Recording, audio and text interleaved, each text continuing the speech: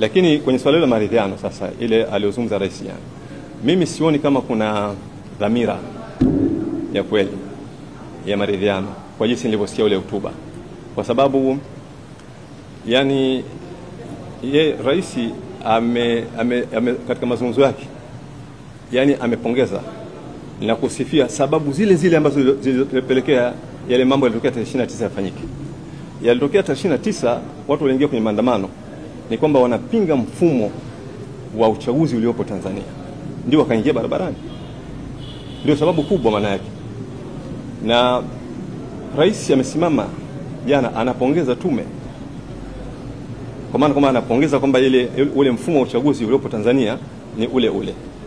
Kwa maana hiyo ni kwamba anatangaza kwamba yani tusitarajie mabadiliko yote katika jambo kama hili. Ukitangaza kwamba hutarajii mabadiliko yote katika mfumo wa uchaguzi, maana yake ni kwamba unatangaza yani kuendelea na mapambano.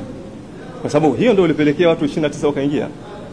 Lakini rais kasimama anapongeza kwamba uchaguzi, akiwa anaonyesha kwamba uchaguzi uko vizuri, tume ya uhuru uko vizuri, ambalo hilo ndio tatizo kubwa sasa hivi linalokabili wa Tanzania mpaka wanagawanyika. Maana yake kwamba kuna tatizo la mfumo wa uchaguzi.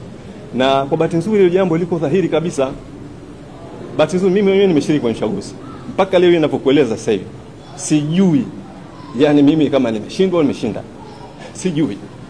Nimeshiriki mpaka mwisho kwenye uchaguzi. Lakini saa 10 watu wa tume ya uchaguzi walikuja wakabeba masanduku wakaondoka wakaenda zao. Na huko wakashika makaratasi wakatangaza mgombea wa CCM. Si ndio? Hii tafsiri yake ni kwamba yani ina maana kwamba Chama cha Mapinduzi hakiko tayari kuona kwamba yani wananchi wanaweza kupata viongozi wanaowataka kwa ridhaa yao, na watu wengine pia kuingia kwenye fikra ya namna hii itaiangamiza nchi. Na rais jana nimepongeza, anasema hii ana maana kwamba uchaguzi unaoendelea sasa hivi chini ya hii tume ya uchaguzi kwamba ni jambo zuri. Kwa hiyo mimi nasema kwamba sioni kama kulikuwa kuna dhamira ya kweli, kwa sababu dhamira ya kweli ni lazima tukubali kwamba kuna tatizo. Yani kwanza ni lazima tukubali kwamba kuna tatizo, then tukae sasa tuliangalie tatizo. Ndio ambavyo inavyokwenda. Kwa hivyo mimi sioni kama kweli kile alichozungumza cha maridhiano kwamba kina dhamira kweli. Maridhiano ni lazima kwanza muangalie matatizo yakoje, afu mkae pamoja muweze kuangalia ya matatizo na muweze mkatatua. Lakini pia katika ile alichozungumza jana swala la kuunda tume, haya ndio mambo yanalalamikiwa muda wote, na ndio utamaduni wa serikali yetu sasa hivi. Inasababisha matatizo alafu yenyewe inajitokeza kama yenyewe ndio inaweza kutatua yale matatizo. Utasemaje kwamba serikali iunde tume ya uchunguzi katika situation kama hii, katika mazingira kama hii, katika hali ambayo inaonekana kabisa kwamba miongoni mwa watu ambao wanaweza kutumiwa ni vyombo vya dola wenyewe, alafu unasema kwamba wao ndio waunde tume ya uchunguzi, lakini uzoefu unaonyesha serikali haina uwezo kabisa wa kuunda tume ya uchunguzi.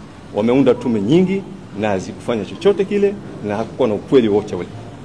Ni kimsingi ni kwamba kwa maneno yaliyozungumzwa yanaonekana mazungumzo ya kisiasa na